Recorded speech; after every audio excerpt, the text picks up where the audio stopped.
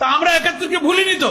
৭১-কে আমরা ভুলেছি না, আপনারা ভুলে গেছেন। দেখেন, যারা এসব কথা বলেন তারা যখন দেশ শাসন করেছেন, আমাদের কাছে অন্তত ১৩ থেকে ১৪ জন নেতার নাম দিতে পারবো।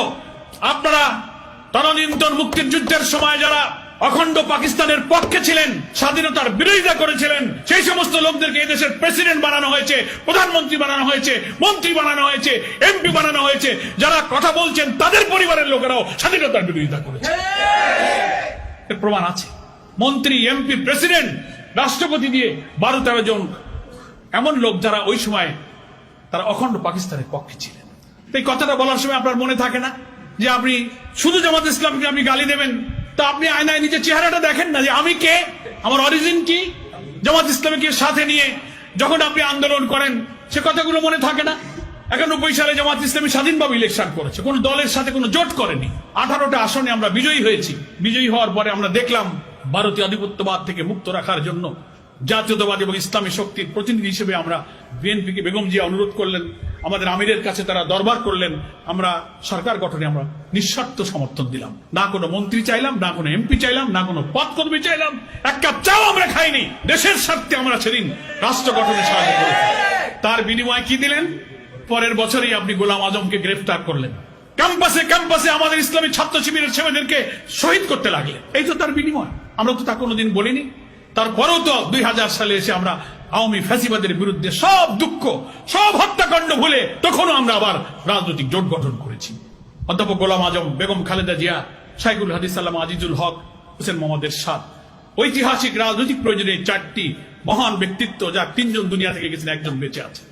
সেই ইতিহাস সাক্ষী। আজকে যারা এই বক্তব্য দেন, সেই ইতিহাসের দিকে তাকিয়ে দেন, কেন সেদিন জোট করেছিলেন? বক্তৃতার পরে যে মীমাংসিত সব বিষয়গুলো নতুন করে টানতে চান, বক্তৃতার সঙ্গে কথাগুলো মনে থাকে না? রফিকুল ইসলাম খান ভাই বলেছেন ৭১-এর স্বাধীনতার ইস্যুটা কিন্তু, যাকে বাংলাদেশের স্বাধীনতার স্থপতি আপনারা বলেন, সেই শেখ মুজিবুর রহমানের জীবদ্দশায় কিন্তু ৭১-এর বিষয়টা তিনি মীমাংসা করে গেছেন। ইট ওয়াজ ডিসাইডেড ম্যাটার। এটা একটা মীমাংসিত বিষয়।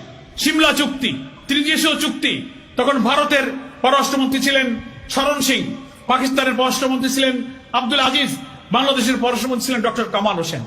৩ জন পররাষ্ট্রমন্ত্রী চুক্তিতে আবদ্ধ হয়ে ফরগিভ এন্ড ফরগেট, দ্বিধাদ্বন্দ্ব ভুলে আমরা স্বাধীন হয়েছি, দেশে ভালো মিলেমিশে থাকবো, আমাদের আর কোনো পক্ষ বিপক্ষ থাকবে না। কোলাবরেটর অ্যাক্টকে বাতিল করে দিলেন, জেনারেল অ্যামনেস্টি ঘোষণা করলেন, ১৯৫ জন পাকিস্তানি যুদ্ধ অপরাধী সেনা অফিসারকে মুক্তি দিয়ে দিলেন, 73 ওয়ার ক্রাইম ট্রাইব্যুনাল অ্যাক্টের আইন করলেন। যারা সেনাবাহিনীর যোদ্ধা করেছে, যুদ্ধর সাথে যারা জড়িত, তারাই ছিল সেদিনকার যুদ্ধ অপরাধী। কিন্তু যারা যুদ্ধ করেনি, যারা কোনো বাহিনীর সদস্য ছিল না, বেসামরিক রাজনৈতিক নেতা মৌলানা নিজামী, মুজাহিদ, কামরুজ্জামান, কাদের মোল্লা, মীর কাসেমকে যুদ্ধ অপরাধী বানালেন, যারা সেদিন কোনো বাহিনীর সদস্য ছিল না, যারা কোনোদিন যুদ্ধ করেনি, শুধুমাত্র পলিটিক্যাল ব্যাড ইন্টেনশনে যুদ্ধাপরাধীর তালিকা সংশোধন করে, আইন সংশোধন করে, ল অফ এভিডেন্স সংশোধন করে তাদেরকে তালিকা এনে আপনি তাদেরকে ফাঁসি দিয়ে হত্যা করলেন। এটা ছিল রাজনৈতিক উদ্দেশ্যে একটা জুডিশিয়াল কিলিং আপনাকে করেছে। আমি এগুলো আজকে বলতাম না। দুঃখ পাই ৫৪ বছর পরে শেখ মুজিবুর রহমান কর্তৃক মীমাংসিত ব্যাপারের পরে আজকে আবার নতুন করে আপনি জাতিকে বিভক্ত করার জন্য, ভাই আমাদের অনেক পরে মালয়েশিয়া, সিঙ্গাপুরের মতো দেশেরা স্বাধীন হয়েছে। সবসময় রাজনৈতিক প্রশ্নে অনেক বিভক্তি থাকতে পারে, পক্ষে বিপক্ষে। স্বাধীনতার পরে সবাই কিন্তু একসাথে মিলেমিশে দেশ গড়ে। কিন্তু আমরা ৫৪ বছর পরেও শুধুমাত্র দলীয় হিরো স্বার্থে আমরা মীমাংসিত বিষয়গুলোকে টেনে এনে ক্ষত সৃষ্টি করে জাতির মধ্যে বিভক্তি এবং অনৈক্য তৈরি করার চেষ্টা করছি। এই জাতিকে গড়া যাবে না। এই জন্য আমরা বলি, জুলাইয়ের গণ অভ্যুত্থানে যে জাতীয় ঐক্যের ইস্পাত কঠিন নমুনা আমরা দুনিয়াকে দেখিয়েছি, আসুন সেই জাতীয় ঐক্যের ভিত্তিতে আমরা এই দেশটা আর একবার গড়ার জন্য পরিশ্রম করি, প্রচেষ্টা চালাই। ফ্যাসিবাদ বিরোধী সংগ্রামের সকল রাজনৈতিক দলের কাছে আমার আকুল আবেদন থাকবে, আসুন নিজেদের এই বিভেদ বিতর্ক টানার দরকার নাই। আপনি যখন দাঁড়িয়ে এই পুরানো ইস্যু নিয়ে কথা বলবেন জামাত ইসলামের বিরুদ্ধে, আয়নায় দাঁড়িয়ে আপনি আপনার রাজনৈতিক ইতিহাসটা একটু দেখবেন। আপনার মুরব্বীরা কি বলে গেছেন? তারা জোট করার সময়, রাজনীতির সময়, ভোটের সময়, সরকার গঠনের সাহায্যের সময়, রাষ্ট্রপতি নির্বাচনের সময়, আন্দোলনে একসাথে হাতে হাত ধরে গুলির মুখে জীবন দিয়ে যখন লড়াই করেছেন, তখন এইসব পুরনো কথা মনে ছিল না? এই কথাগুলো আয়নায় দাঁড়িয়ে একটু ভাববেন। আমরা সব রাজনীতিবিদরা বক্তৃতা করার সময় একটা নীতিগত কথা বলে থাকি, ব্যক্তির চেয়ে দল বড়, দলের চেয়ে দেশ বড়, বলি না? এই কথাটা বলার সময় আমরা বলি, কিন্তু কার্যত দেশের চেয়ে দল বড়, দলের চেয়ে ব্যক্তি বড় কথা কাজে কিন্তু সেটাই এখন অনেকেই দেখাচ্ছেন। একথা কেন বলেন?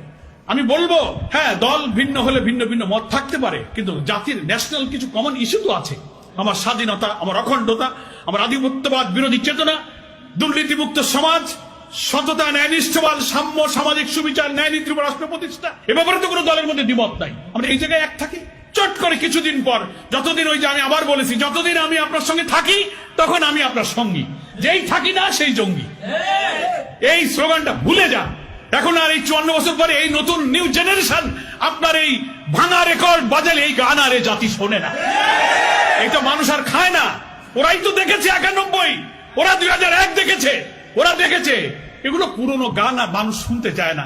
ওই গাজী কালু, চম্পাবতী, সিরাজউদ্দৌলার গানের রেকর্ড শুনতাম ছোটবেলায়। এখন ওই গান বাজালে কি নতুন প্রজন্ম শোনে?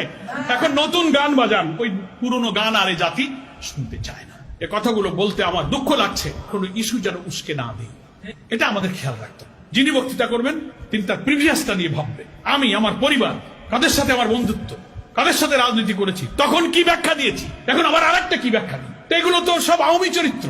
আওয়ামী লীগের লোকেরা এইসব ইস্যু টেনে এনে আলেম ওলামা, হাজার হাজার লোককে কারাগারে ঢুকিয়েছে। আলেম ওলামা, পীর, মাশায়েখ সমস্ত ব্যক্তিদেরকে ফাঁসি দিয়েছে, জঙ্গি বলেছে, মুক্তিযুদ্ধের ইস্যু টেনে এনেছে। যখনই ভারতীয় আধিপত্যবাদী আগ্রাসের বিরুদ্ধে আমরা কথা বলি, বলে এরা জঙ্গিবাদ। সেজন্যই তো এই যে তুলসী গ্যাবার্ড, মার্কিন যুক্তরাষ্ট্রে যিনি ইন্টেলিজেন্সের চিফ, ইন্ডিয়া এসে কথা বললেন আর ভারতীয় গণমাধ্যম ফলো করলো। সংখ্যালঘুরা তাদের ভাষায় নিরাপদ নয়, একটা ট্রাম্প কার্ড চালায় দিয়ে দেশকে অস্থির করার চেষ্টা করে।